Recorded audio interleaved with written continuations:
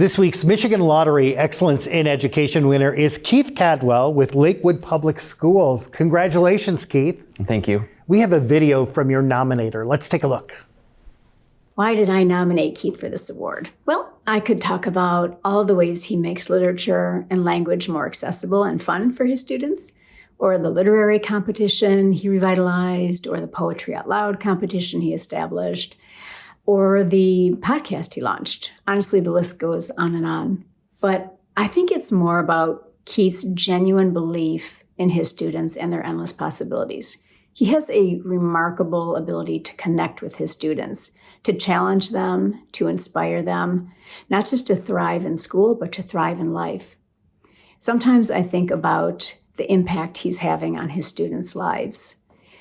I think to be a young adult, to have a teacher who believes in you so fiercely, that's something that they will always carry with them. It's going to echo throughout their lives, and I think they're going to pay it forward to others. That's Keith's superpower, to lift up his students and to lift people up.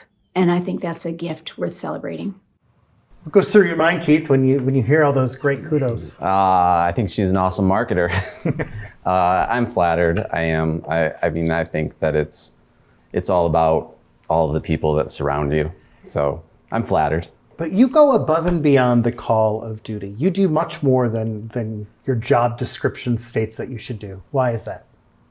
I think that it's fun, right? So I tell the students that, it's the whole find a job you love, you never work a day of your life. So, but I think it's my colleagues are brilliant. So I think that helps, right? I think the parents in the community and the students, they're all part of this team. We have just an amazing group of people that are rooting for everybody. So it's really I'm just one of the cogs in a much greater machine. So it's just fun. It's fun to be part of that.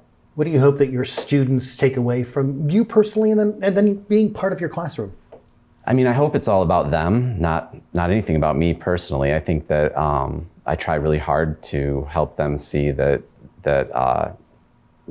my opinion or my voice is just that. It's my opinion and my voice, and I want to hear their opinions and their voices. And so I think I'm excited to always see all right, so what comes next for them? Where are they going? What are they going to accomplish? What are they going to do? So I think that it's just inspiring them to have some confidence in wanting to hear their own voice out there. That's exciting. Yeah. What are some activities in your class that give students the opportunity to see that there are endless possibilities for them?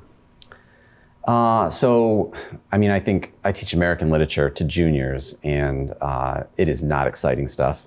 Reading Puritan literature and Revolutionary War documents and things like that. So, we try to encourage them to let's look at this as like a blues song. Let's go ahead and try to tap into maybe a performance side of you, and I try to inspire them to use the talents they have to find maybe something exciting in what we're doing that wouldn't otherwise excite them. So I guess it's about trying to have a mix of, all right, this is going to be fun and educational. I want to know how your students inspire you personally. I think that resilience is the first thing, right? That we've all seen so many things that you need to be resilient when you have to combat or go through. And so it's that resilience that helps you every single day. You're like, this is not going to be hard because it's so much easier than what I see a lot of students have to deal with. So in confidence, I think that they're more than willing to. You put them in a situation where you say, all right, I want you to chant this song in front of a group of your peers, and you see them willingly do it, and it's like, all right, well, I guess I have to do what I'm asked to do too. So now you do things a little bit different in your classroom. You kind of ramp things up a little bit. You have something called the Ideal Bookshelf. So tell me about that. So this was stolen. It's not mine. There's this wonderful book, Jane Mount and Thessaly LaForce, I think, and they asked people to like famous people to, identify the books that have meant the most to them and then write an essay on them. And they created these beautiful watercolor pictures of their bookshelves. And so I asked the students to do the same thing. And so we take their bookshelves, they choose the books that have meant the most to them, and they find an artistic way to present it. Sometimes it's watercolor, sometimes it's 3D sculpture, sometimes it's clay, and then we take those and we put them on display throughout the school to kind of inspire, like, all right, if you see that Emma has this amazing ideal bookshelf and you're an underclassman and you're looking up to this senior and you're like, oh, maybe I'll read that book, maybe I'll take that and see why that means so much to her. So we do that as a way of kind of like inspiring more interest in literature. Hypothetically, you run into a student 20 years from now that you had in your classroom. What do you hope he or she says to you about their experience in your classroom? I hope that they remember it as being challenging, and that the challenge of it helped them to meet other challenges. All right. Well, congratulations. Thank you. Keith receives a $1,500 check from the Michigan Lottery, and his class at Lakewood High School receives a $500 grant. Excellence in Education Awards, sponsored by the Michigan Lottery, providing more than $26 billion to public education since 1972.